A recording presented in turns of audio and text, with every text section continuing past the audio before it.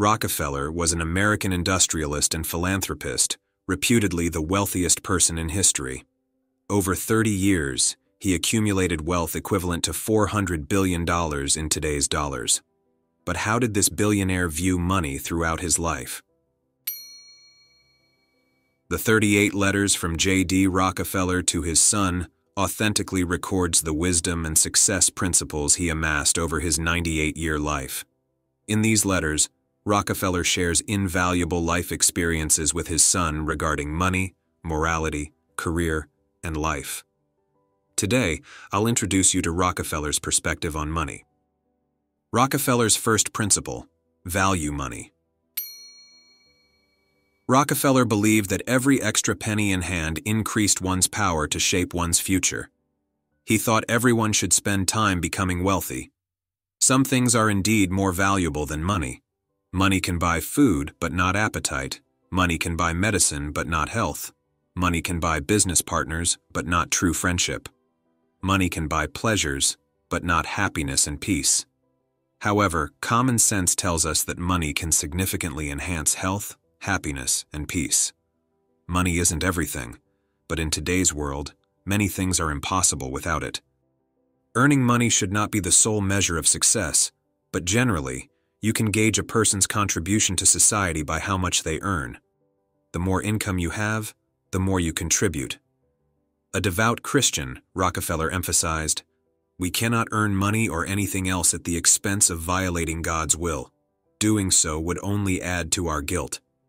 It's perfectly fine to amass a large amount of money as long as we obtain it legitimately and don't let money control us." Rockefeller's motto was, "I know of nothing more despicable and pathetic than a man who devotes all the hours of the waking day to the making of money for money's sake. Let the money be my slave and not make myself a slave to money." Rockefeller's second principle is to get close to money. Rockefeller believed that if you truly want to make money, you should enter the circles of the wealthy. To be a millionaire, you should learn to join their world and understand their rules and techniques. Learn to interact with them. Those who make millions are not necessarily smarter than those who earn less, but at different stages, money can multiply. Their talents yield greater returns. So, if you want to earn money, you should get close to it. Money always appears where it belongs. You have to approach it for it to approach you. Donald Trump is a famous example of someone who has gotten close to money. Trump's father was a small-scale real estate developer providing low-cost housing in Brooklyn and Queens, New York. In the 1970s, Trump took over the family business and decided to shift its focus to large-scale real estate projects in Manhattan, building grand buildings to attract high-income people. Initially unfamiliar with Manhattan, Trump realized that to gain a foothold in New York's high-end real estate market, he needed to network with elite business people. Targeting the prestigious and exclusive LE Club, Trump used his persuasive skills and resilience to win over the wealthy members and successfully entered the club. This network helped him break into Manhattan and America's high-end real estate market. Rockefeller's third principle is to cherish money. Rockefeller said, "Let money be my servant." He made every penny work for him, earning more money. His favorite saying was, "Cherish time and money." He said, "This is a maxim filled with great wisdom. Most people appreciate it, but find it hard to make it their belief and value, and to integrate it into their blood." Rockefeller made it his value principle. He believed two kinds of people will never be rich. 1. Those who live for immediate pleasure. They enjoy a glamorous life, have a keen interest in luxury goods, and live lavishly, trying to possess fine clothes, expensive cars, luxurious homes, and costly artworks. This lifestyle is indeed charming but lacks rationality. These people lack financial wisdom. Their lifestyle constantly increases their debt, making them poor slaves to cars and houses, and once they go bankrupt, they are finished. 2. Those who only like to save money keep it in the bank, thinking it's safe. They don't realize this is like freezing money, because relying on interest won't make you rich. When inflation rises, the money in the bank depreciates and its purchasing power declines. Remember, interest can never beat inflation. However, There is a type of person who has the chance to become rich. They don't pursue high consumption, but constantly seek, learn, and manage various investment methods. They understand that wealth can generate more wealth and will invest money to create more wealth. Rockefeller's motto was, "Cherish money and make every penny worth it." Rockefeller's fourth principle is share money. Rockefeller devoted the last 40 years of his life to charity. His son, grandson, and descendants up to the 6th generation do not need to earn money. Their main job is philanthropy, sharing their wealth. For example, he founded 2 top universities in the U.S., the University of Chicago and Rockefeller University. Many landmarks in New York City, such as the United Nations headquarters and Rockefeller Center, were funded by the Rockefeller family.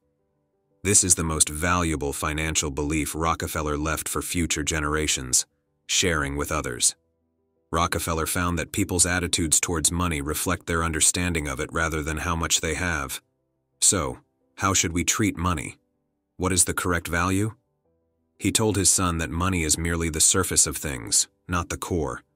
It has nothing to do with the moral values that give our lives meaning. Therefore, when we have money, we should make it most effective. Share it with others and benefit society rather than squandering it. If you are generous, others treat you equally, allowing money to flow freely. Sharing means using your money to help others and do meaningful things without expecting anything in return.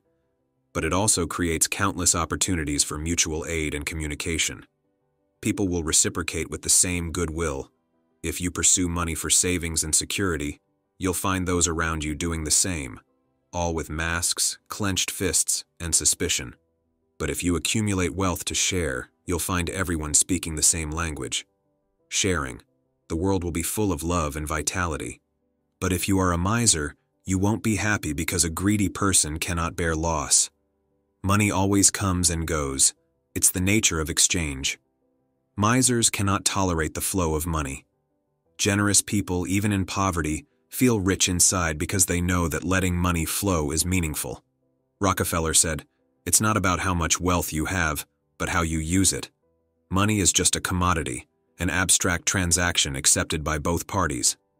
The spirit of this transaction gives money life and meaning. Generous givers, rich or poor, will bring light to the world with money, but misers, rich or poor, will only use money to close the door to communication." Rockefeller's final belief is, sometimes you must lose money to move forward. Some people refuse to do any unprofitable business, always wanting to be the biggest winner in every deal. This stubborn mentality puts them under too much pressure.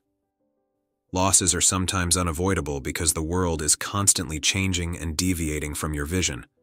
But in any case, those who refuse to lose in any deal often get trapped in stagnation and cannot move forward. Sometimes, to move forward, the need to walk through difficult paths is more important than the money in your hand or your last penny. In some situations, it is worth spending all you have. Rockefeller said, "Money is fluid, intangible, not born with you, nor taken with you when you die. If you insist that money can only increase, not decrease, you're going against natural laws like breathing and changing seasons. The money passing through your hands may return or flow to others. But no matter what, life goes on, and more important things await our attention." Thanks for watching Wisdom Tree. If you found this content helpful and inspiring, please subscribe to my channel and share it with your friends. See you next time.